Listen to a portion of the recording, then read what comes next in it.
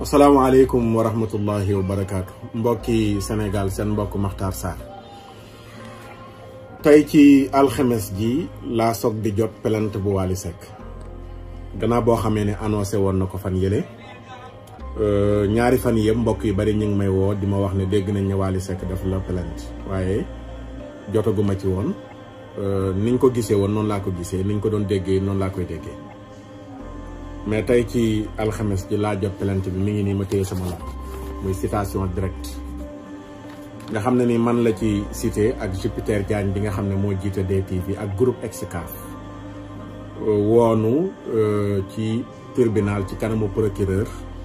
le 11 août incha allahu taala ma leen di wax nag ne jot naa ci ak xol bu sedd guy ni ma ko bindee sama page Facebook ak kontaan lool ak kontaan lool bi ma jotee plainte ak citation directe ci lan laa ko jotee ci waaru diine ci lan laa ko jotee ci dénoncer lu bon ci lan laa ko jotee ci bañ ñu promouvoir ak ngóor jigéen ci Sénégal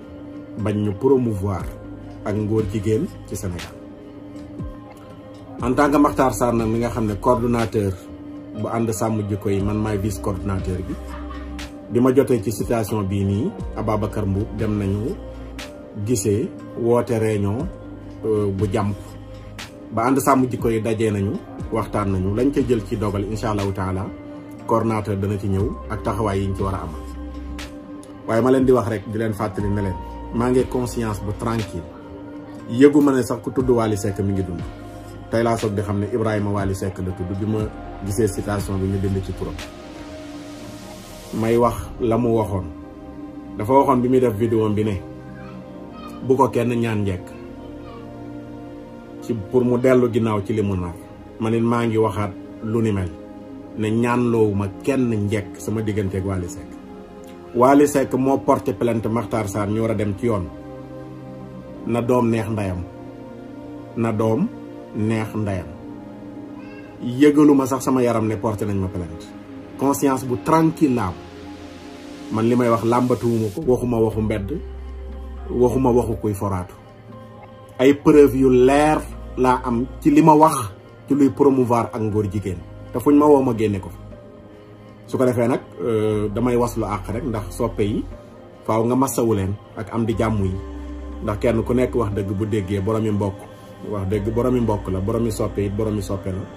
ku ne bu déggee dana am diisu xol waaye kii mu dal ci kawam de xol bu féex la am xol bu dal la am xel mu dal la am ba tax na incha allahu taala ñu ngi wéy di doxi suñuy soxla bu soobee yàlla ñu ngi wéy di def li ñu war a def li ñu war a def bokk na ci danañu jël ñu ni tamit suñuy avocat ndax fi ñu woo moo ko laaj mais nag avocat bu mag bi jël nañ ko ba noppi muy jalla jalaaluhu wa abda kamaalu rabbu samawati wal ardi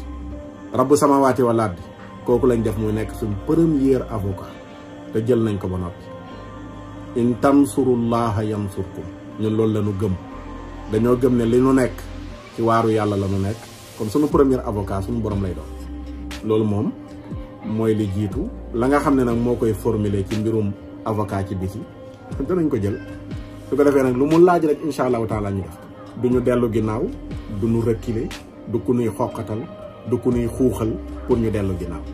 dañu yor benn agenda boo xam ne dañ koy dérouler mooy dañoo bëgg Sénégal zéro góor jigéen bañ fee taxawal loolu lañ bëgg vers criminaliser ngóor jigéen ci la ñu nekk Wally Seck ku ndaw la ci biir li ñu tax a jóg taxuñoo jóg sax dañoo wër mbooleem réew mi lañ wër dem ci mbooleem xalif généraux yi ñu jox ñu seen kàddu jox ñu seen baat tey li may dénoncé di bañ ñu promouvoir ngóor jigéen Touba dañ cee ànd ak man Tivaouane Ndiassane Thiénaba jàngu bi Bois Sacré bi association islamique yi ñëpp danoo ànd ak man ci li may dénoncé ngir bañ ñu promouvoir ngóor jigéen ci Sénégal